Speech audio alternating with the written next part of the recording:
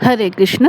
आज की इस वीडियो में हम जानेंगे कि निर्जला एकादशी के दिन घड़ा दान कैसे किया जाता है, किस व्यक्ति को घड़ा दान करना चाहिए, घड़े के साथ कौन कौन सी वस्तुएं दान करनी चाहिए और इस दान का धार्मिक महत्व क्या है। यदि आप भी निर्जला एकादशी पर पुण्य प्राप्त करना चाहते हो तो वीडियो को अंत तक अवश्य देखें, क्योंकि अंत में मैं आपको बताऊंगी कि विशेष उपाय भी क्या है। निर्जला एकादशी का महत्व। हिंदू धर्म में निर्जला एकादशी को सभी एकादशियों में सर्वश्रेष्ठ माना जाता है। मान्यता है कि जो व्यक्ति वर्ष भर की सभी एकादशियों का व्रत नहीं रख पाता, वह केवल निर्जला एकादशी का व्रत रखकर सभी एकादशियों के बराबर पुण्य प्राप्त कर सकता है। इस दिन भगवान विष्णु, माता लक्ष्मी की पूजा की जाती है तथा दान पुण्य का विशेष महत्व बताया गया है।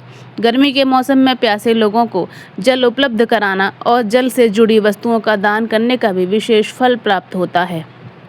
निर्जला एकादशी पर घड़ा दान क्यों किया जाता है? शास्त्रों के अनुसार जल जीवन का आधार है, इसलिए निर्जला एकादशी के दिन जल से भरा हुआ घड़ा दान करने से व्यक्ति को अक्षय पुण्य की प्राप्ति होती है। ऐसी मान्यता है कि जल से भरा हुआ घड़ा दान करने से भगवान विष्णु प्रसन्न होते हैं और जीवन में सुख, शांति और समृद्धि का आशीर्वाद प्रदान करते हैं। घड़ा दान कैसे करें? अब बात करते हैं सबसे महत्वपूर्ण प्रश्न की। घड़ा दान कैसे करें? सबसे पहले सुबह स्नान करके स्वच्छ वस्त्र धारण करें।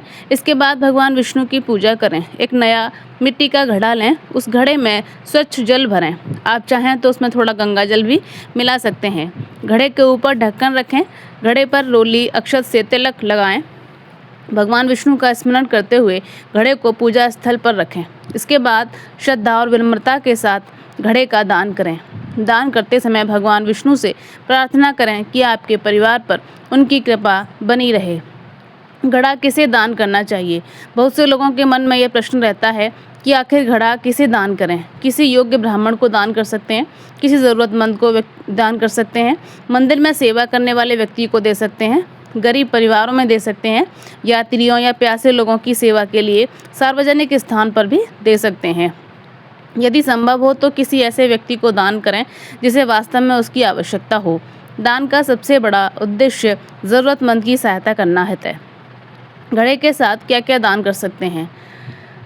जल, घड़े में स्वच्छ जल भरकर दान करें। सत्तू दान करें, गुड़ दान करें, चीनी या मिश्री दान करें, फल दान करें, पंखा दान करें, गर्मी से राहत के लिए हाथ वाला पंखा, छाता दान कर सकते हैं। छाता दान करने से पुण्य की प्राप्ति होती है। वस्त्र दान करें, दक्षिणा दान करें, एक जल से भरा हुआ घड़ा और ये सब सारी चीज़ें उनके साथ ही दान कर दें। घड़ा दान करते समय भगवान विष्णु से बोलें, हे श्री हरि विष्णु, इस निर्जला एकादशी के पावन अवसर पर मैं श्रद्धापूर्वक यह जल पूर्ण कलश का दान कर रही हूँ या कर रहा हूँ।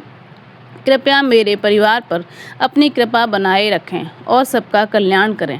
निर्जला एकादशी का विशेष उपाय। निर्जला एकादशी के दिन भगवान विष्णु को पीले फूल अर्पित करें।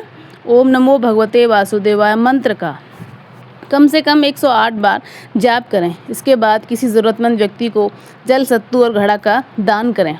ऐसा करने से भगवान विष्णु की विशेष कृपा प्राप्त होती है और घर में सुख समृद्धि का वास होता है।